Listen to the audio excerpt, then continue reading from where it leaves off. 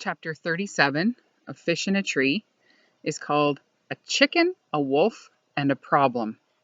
And I'm going to pause at a certain point and let you see if you can figure out how to solve the problem. Because it's Fantastical Friday, Mr. Daniels has planned a puzzle for us to solve. He draws some squiggly lines from top to bottom on the board and tells us it's a river. Then he proves he is the worst artist ever by drawing a chicken, a wolf, and a bag of grain on one side of the water.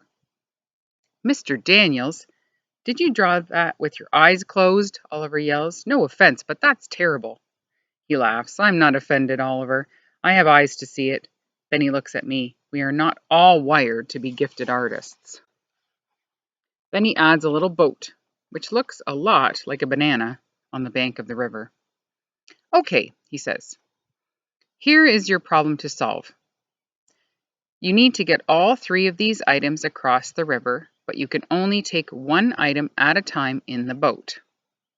You can't leave the wolf alone with the chicken because the chicken will become lunch. You can't leave the chicken with the grain or the grain will become lunch.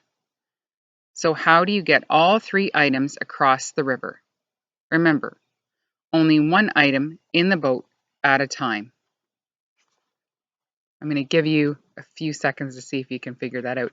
And just another quick hint that nobody is swimming.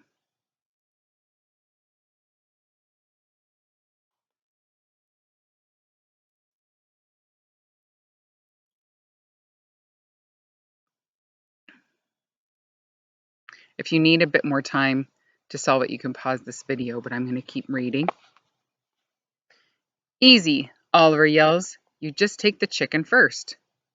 What happens after that? Then you take the grain. But what will happen to the grain when you go back for the wolf? After a couple of seconds, Oliver drapes himself over his desk.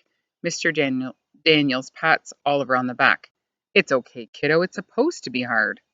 Mr. Daniels turns to Suki. Any idea? She puts her pointer finger on her chin. If you take grain first, wait. If you take wolf, She sighs and shrugs. I don't know.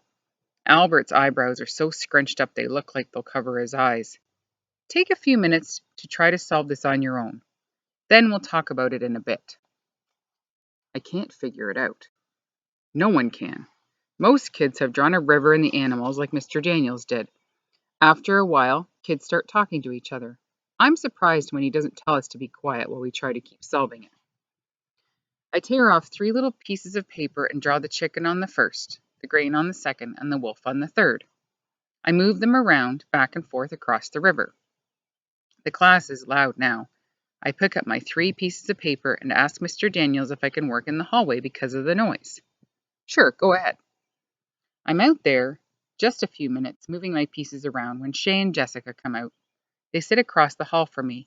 I guess they came out here to work too? This is dumb, Jessica says. Tell me about it, Shay answers. Who cares about chickens and wolves or whatever? Do you know the answer, Allie? Jessica asks.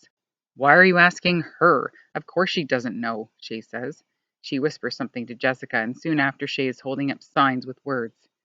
Can you read this, Allie? I try to ignore them. I am not going to let her see me upset. I remember, life with Shay is like playing chess. Don't get flustered. Don't make mistakes. Aw, you can't read it, can you? The baby voice doesn't bother me as much as the words themselves. I try to concentrate on solving this problem. Shay moves closer to me. You are so stupid, Allie. You know Mr. Daniels is only nice to you because he feels sorry for you. Come on, Shay, let's go back inside, Jessica squeaks. Don't come on me, Shay snaps. Whose side are you on? I'm on yours, Jessica says, but it isn't the sound of loyalty, it's the sound of fear. I stand up, go into the classroom, and go into the corner behind Mr. Daniels' desk. It's hard for me to push the sound of Shay's voice out of my head, but I remind myself that just because someone says it doesn't make it true. I concentrate on the 3 pieces of paper, the chicken, the wolf, and the grain. I move the pieces of paper around on the floor. It takes me a while, but I realize that you need to take more than 3 trips. You need to take the chicken, and then the grain, and then take the chicken back with you and leave it while you take the wolf. Then you leave the wolf with the grain and go back for the chicken. Did you get it? I leap up. I got it. Keisha and Albert are surprised. So am I. Mr. Daniels comes over and I whisper the answer in his ear. Impressive work, Allie. He says I can go around and help others for the last remaining minutes. Allie, Max says in a loud whisper, what's the answer? Come tell me how you did it. By now, Shay and Jessica have come back in and they see me helping Max. When I swing by her, Shay says in a low voice, you're still a loser, Allie. A total and complete loser. But Jessica smiles a bit at me. Mr. Daniels calls us back to our seats. Okay, that was a two-part assignment. The first was to solve the puzzle. The second was to see who would stick with it.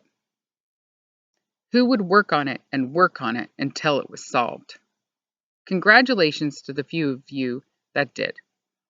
If you are one of the many that gave up and started talking to your friends about soccer and other things, I want you to consider that no matter how smart you are, success is reached with hard work too.